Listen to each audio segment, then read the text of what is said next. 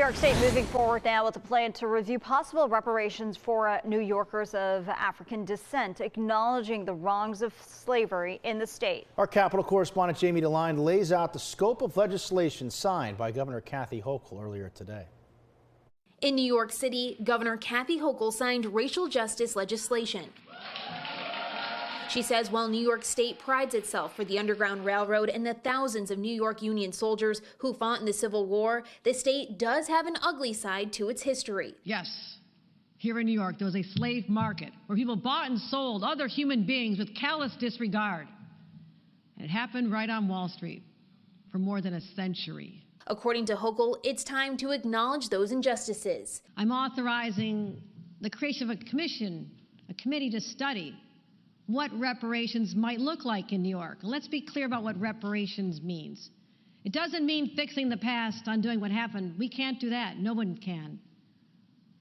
But it does mean more than giving people a simple apology 150 years later. According to the law, the governor, Senate Majority Leader Andrea Stewart-Cousins, and Assembly Speaker Carl Heastie will each get to appoint 3 people to the commission within 90 days. New York is not the first state to do this. Senator Stephen Bradford served on California's Reparations Task Force and shares some of the 115 recommendations that were put forth. From re-education at our college systems to assistance in first-time home buyers to relief of state taxes for a period of time to even cash payments. He says in California, it's now up to the legislature to decide which recommendations move forward. The Black Caucus is primarily going to take the lead on introducing those pieces of legislation. Here in New York, Senate Minority Leader Rob Orr is against the legislation, saying, quote, the reparations of slavery were paid with the blood and lives of hundreds of thousands of Americans who fought to end slavery during the Civil War. As we've seen in California, I am confident this commission's recommendations will be unrealistic, will come at an astronomical cost to all New Yorkers,